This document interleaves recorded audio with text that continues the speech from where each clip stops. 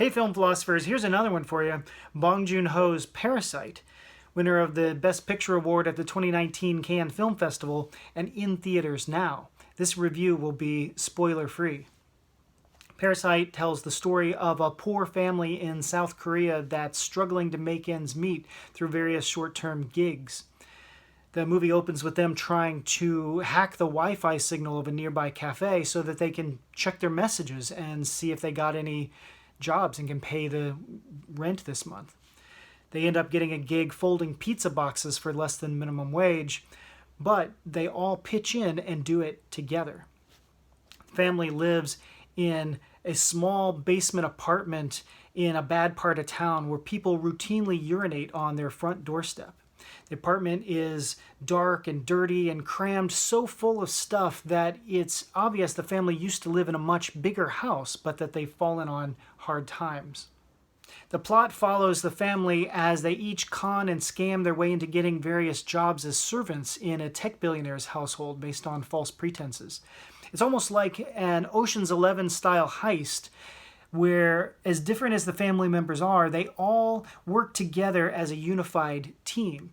But it's striking to me that instead of the goal of the heist being to steal money from the rich, the family just wants to get jobs. It's also striking that the rich family that they con has so much extra money that they can afford to hire an entire other family as servants. Parasite is obviously a metaphor for class and inequality. The rich family is oblivious to the suffering of the poor, and the poor fight with each other over the scraps that the rich leave behind.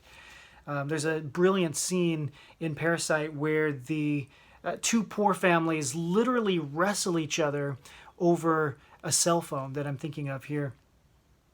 But the film's central image, the image of the poor basement-dwelling family that's struggling to claw their way up the social ladder to get to the mansion on the hill. That image is fairly obvious. There's even a running joke in the movie about metaphorical symbolism in art. That's the filmmaker's way of winking at us and letting us know that he knows that we know that the symbolism in the movie is pretty obvious.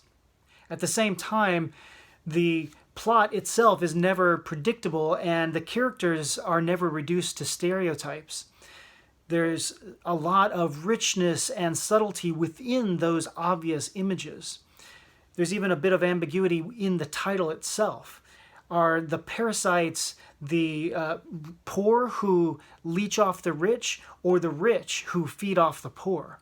Or I think it's supposed to be both. Thematically, Parasite is pretty similar to another South Korean film from last year called Burning that starred Steven Yeun from The Walking Dead. But Burning was an art film, intellectual and literary, which is a fancy way of saying slow and quiet and honestly a little boring. Not that there's anything wrong with that. Parasite, on the other hand, is never boring. It's loud and direct and blunt and beautifully photographed and exquisitely directed and expertly written and acted, and everything about this movie is great, and it's a lot of fun. Like Burning, Parasite is basically a socially conscious drama, I guess, but it incorporates lots of elements from more fun genres too, like the heist film and horror movies and a lot of very dark comedy. It's a subtitled foreign film that critics love, but it's not nearly as boring and pretentious as that description might make it sound. I mean, at one point, there's a geyser of sewage that shoots up out of a toilet, like something from The Hangover or Bridesmaids. So, yeah, it's that kind of movie. Thematically, there are several interesting things about that poop geyser sequence. Like, I think it's supposed to show how beautiful a rainstorm can look out the floor-to-ceiling picture windows of a modernist mansion on the hill, while the same rainstorm can be a disaster for those who live at the bottom of the hill. So it's that kind of movie too. Poop geysers as poetic social commentary.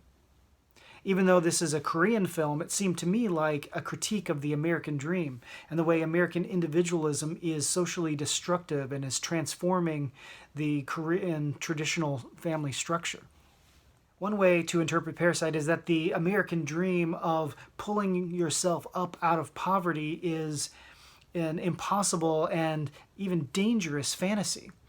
But if that's the point, then what? Are the poor supposed to be content being poor?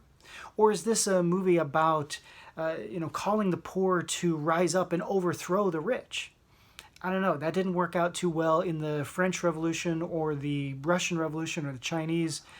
And without spoiling too much, I think it's safe to say that by the end of Parasite, the family's con job didn't work out too well for them either. By the end of the movie, it seems obvious that Parasite is not a call to arms. What is it then?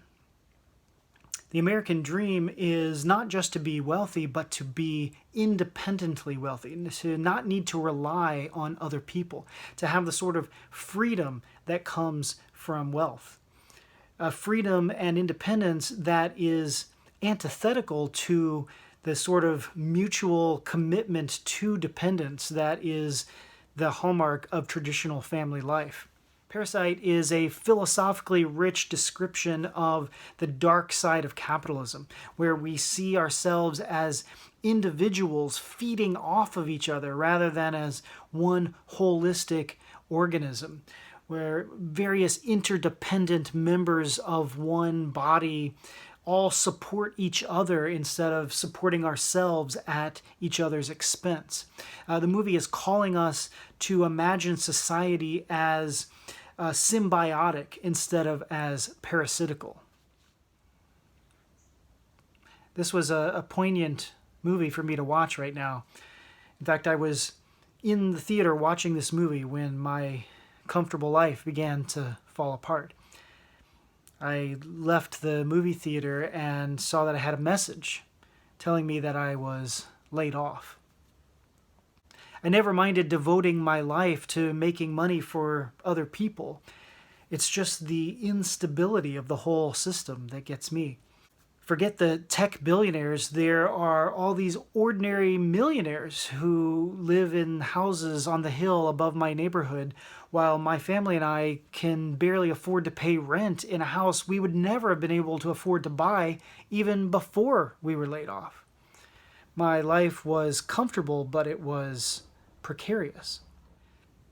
I have to admit that sometimes I dream of striking it rich somehow, like maybe becoming an unlikely YouTube star, so that I'd never have to worry about money again.